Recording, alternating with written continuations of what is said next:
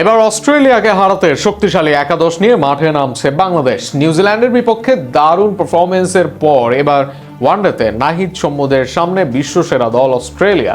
অজিদের বিপক্ষে ওপেনিংয়ে আসতে পারে এক পরিবর্তন। নাহিদ, শরীফুল, ফিজকে নিয়েই হবে পেস আক্রমণ।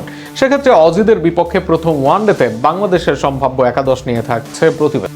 বাংলাদেশ ক্রিকেট খারাপ সময় কাটিয়ে আবারও ভালো কিছুর সন্ধানে, বিশেষ করে টেস্ট টি-20-তে সোনালি সময় কাটাচ্ছে টাইগাররা।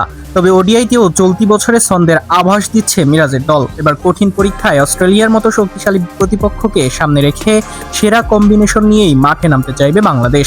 বিশেষ করে ঘরের মাঠে লড়াই হওয়ার দল নির্বাচন নিয়ে বাড়তি গুরুত্ব দিচ্ছে টিম ম্যানেজমেন্ট। ব্যাটিং, বোলিং ও ফিনিশিং তিন বিভাগ মিলিয়ে ভারসাম্যপূর্ণ একাদশ সাজানোর চেষ্টা থাকবে নির্বাচকদের। ওপেনিংয়ে তানজিদ হাসান তামিমের জায়গা প্রায় নিশ্চিত। সাম্প্রতিক সময়ে দারুণ কিছু ইনিংস খেললেও ধারাবাহিকতা ধরে রাখতে পারেনি এই বাঁহাতি ব্যাটার।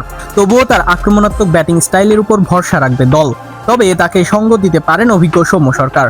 দীর্ঘদিন পর জাতীয় দলে ফিরে আবারও নিজেকে প্রমাণের সুযোগ পেতে পারেন তিনি। সাইফ হাসান সাম্প্রতিক সময়ে প্রত্যাশা পূরণ করতে না পারায় সৌম্যই এগিয়ে থাকছেন ওপেনিং দৌড়ে।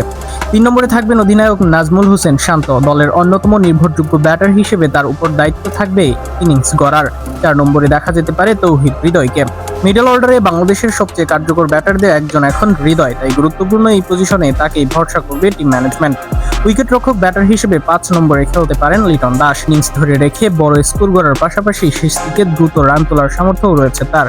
অন্যদিকে আফিফ হোসেনের সাম্প্রতিক পারফরমেন্স খুব একটা আশাব্যঞ্জক না হওয়ায় একাদশে জায়গা হারানোর শঙ্কা রয়েছে তার বদলে দলে ফিরতে পারেন শামীম হোসেন পাটোয়ারি। ফিনিশার হিসেবে কার্যকর হওয়ার পাশাপাশি প্রয়োজনে কিছু ওভার বলও করতে পারেন তিনি। অধিনায়ক মেহেদী হাসান মিরাজ থাকবেন নাম্বার 7-এ। ব্যাট ও বল দুই বিভাগেই গুরুত্বপূর্ণ ভূমিকা রাখতে হবে তাকে। নাম্বার 8-এ থাকতে পারেন লেগ স্পিনার রিশাদ হোসেন, যিনি ব্যাট হাতেও দারুণ রান তুলতে সক্ষম। পেস আক্রমণের নেতৃত্ব দেবেন মুস্তাফিজুর রহমান, তার সঙ্গে গতির ঝড় তুলতে থাকবেন নাহিদ রানা। নতুন বলে সুইং ও নিয়ন্ত্রিত বোলিং এর জন্য শরীফুল ইসলাম কিংবা তানজিম হাসান সাকিবের মধ্যে একজন সুযোগ পেতে পারেন। সেখানে শরীফুলের থাকার সম্ভাবনাই বেশি। সব মিলিয়ে শক্তিশালী অস্ট্রেলিয়ার বিপক্ষে ভারসাম্যপূর্ণ আক্রমণাত্মক একাদশ নিয়ে মাঠে নামার পরিকল্পনা বাংলাদেশের। আগামী 9 তারিখ প্রথম ম্যাচে মিরপুরে মাঠে নামবে বাংলাদেশ।